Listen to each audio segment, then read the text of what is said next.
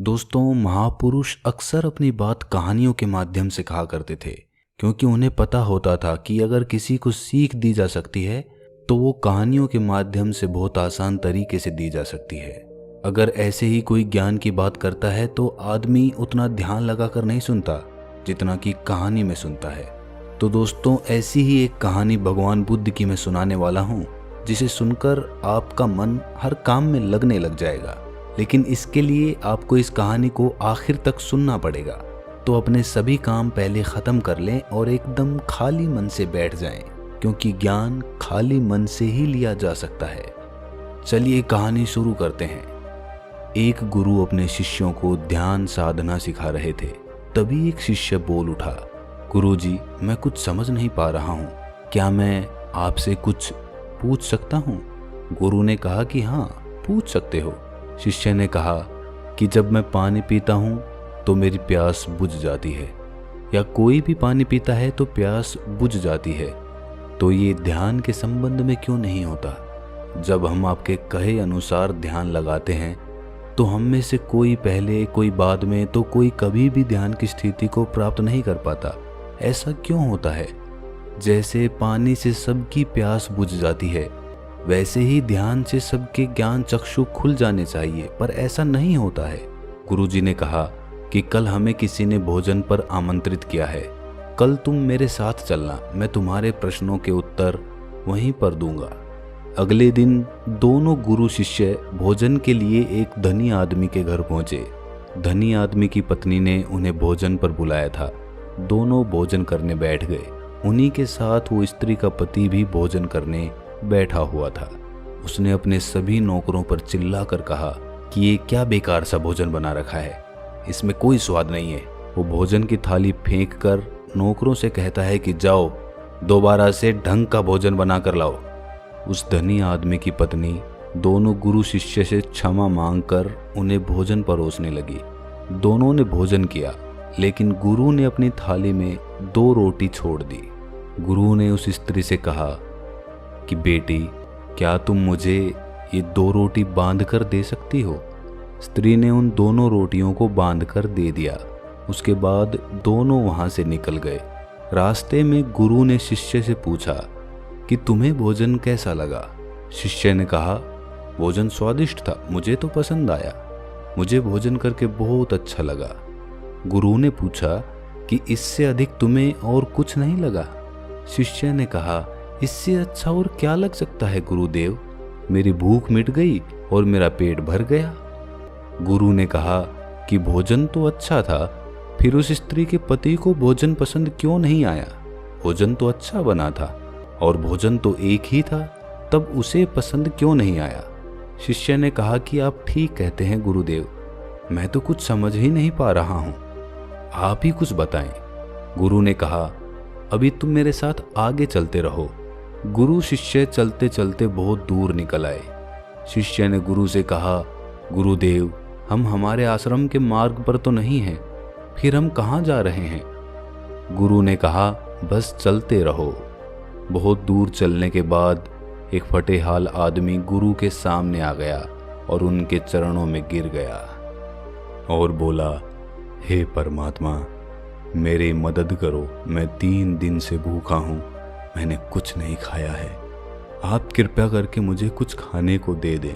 गुरु ने उस आदमी को एक पेड़ के नीचे बैठाया और उन 2 रोटियों को निकाल कर उसे दे दिया जो उस महिला ने उसे दी थी। रोटियों को देखते ही उस गरीब आदमी की आंखों में चमक आ गई। उसने तुरंत उन 2 रोटियों को खा लिया। खाते समय उस आदमी की आंखों से आंसू निकल आए। वो रो रहा था और खाता जा रहा था और हाथ से इशारे कर रहा था, जैसे वो किसी अदृश्य शक्ति को कह रहा हो कि तेरा धन्यवाद इस रोटी के लिए। खाने के बाद उसने गुरु को प्रणाम किया और धन्यवाद कहा।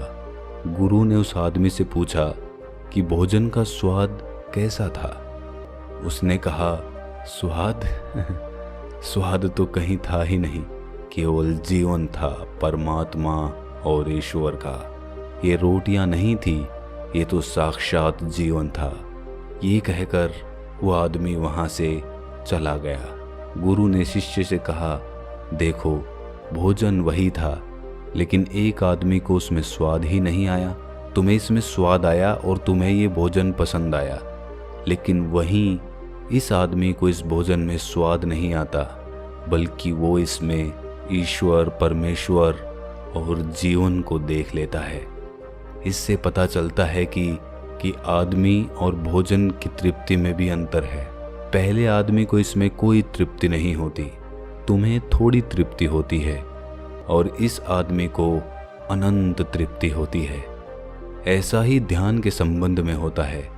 जिसको जितनी ज़्यादा प्यास होती है वो उतनी ही जल्दी मार्ग बना लेता है।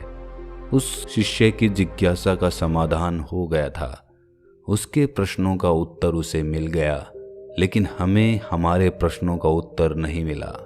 प्रश्न था कि मन क्यों नहीं लगता। जो लग जाए वो मन नहीं है, मन का स्वभाव ही है भागना। जब हमारे पास कोई चीज़ अत्यधिक होती है तब मन उससे भागने लगता है।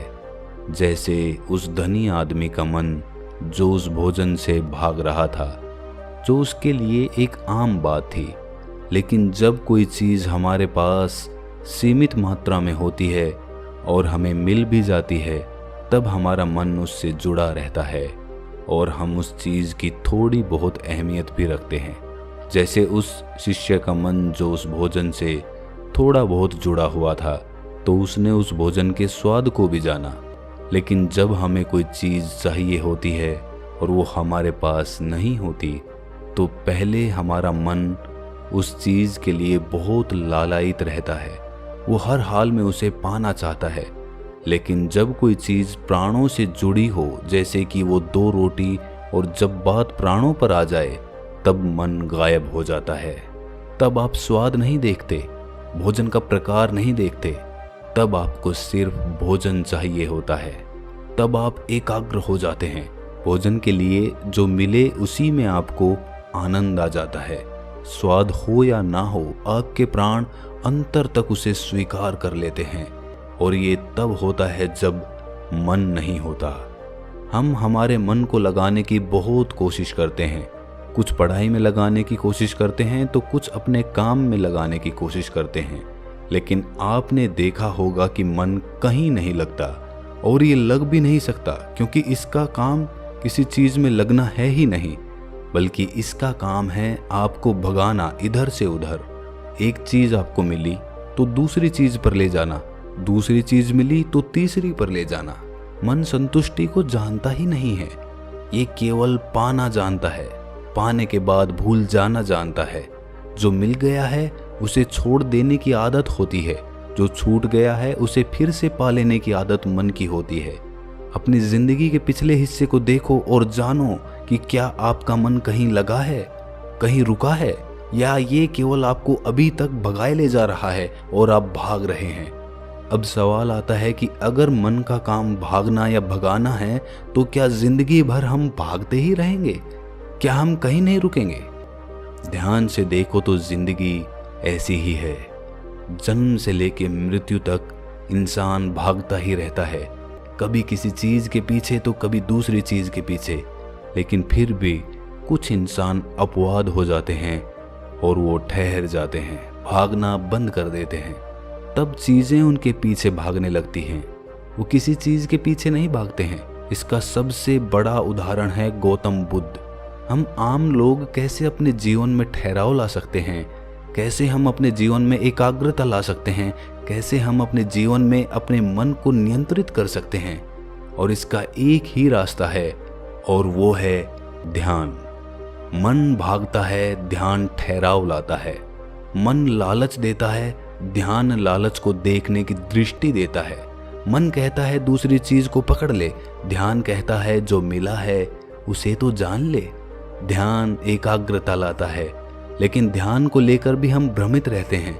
ध्यान का मतलब आंखें बंद करके बैठ जाने को ही समझ लेते हैं। एक छोटी बच्ची बहुत अच्छी बांसुरी बजाती है, और जब बांसुरी बजाती है तब उसके सुर में खो जाती है, तब उसका मन गायब हो जाता है। उसके प्राण केवल उस बांसुरी की धुन में ही रम जाते हैं, और वही उसका ध्यान बन जाता है। लेकिन ऐसा इसलिए होता है क्योंकि इस लड़की को उस बांसुरी में रस आता है, आनंद आता है। यही उसकी प्रकृति है। वो वही कर रही है जो वो कर सकती है, जिसमें उसको आनंद आता है। एक अध्यापक है जो अपने छात्रों को पढ़ाता है तो उसमें खो जाता है। वो अपने प्राणों से उस पढ़ाने का आनंद लेता है, उसमें उसकी रुचि है, यही उसकी प्रकृति है।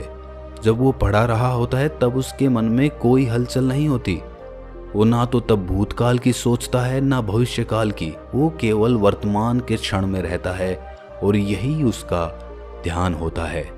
जो आदमी जो है, अगर वही पूरी तरह से होने लगे तो ध्यान स्वतः घटित होने लग जाएगा, वो एकाग्र होने लग जाएगा। लेकिन जब आदमी कुछ होने की कोशिश करता है तो उसका मन हावी होने लगता है, एकाग्रता टूट जाती है और तब हम भागते रहते हैं, सब कुछ पा लेते हैं, तब भी सोचते हैं कि कुछ रह गया है। और ये अधूरापन कभी पूरा नहीं होता, क्योंकि जो आप हो सकते थे, जो आपकी प्रकृति थी, वो आप नहीं हुए, बाकी सब कुछ हो गए। ऐसे ही आप हमेशा अधूरे रह जाते हैं, तब मन कहीं नहीं लगता। मन की प्रकृति लगने की है ही नहीं तो लग कैसे सकता है? जो लगता है वो एकाग्रता है, वो ध्यान है। और जहां आपको एकाग्रता मिल जाए, समझ लेना वही आपके लिए बना है, जिस पर चलकर आप संपूर्ण हो सकते हैं। तो दोस्तों, कैसी लगी आपको ये कहानी कमेंट सेक्शन में ज़रूर बताएं। और हाँ, अगर अच्छी लगी तो इस वीडियो को लाइक कर दें और ऐसी ही ज्ञानवर्धक कहानियाँ और बातें सुनने के लिए हमारे चैनल को अभी सब्सक्राइब कर लें।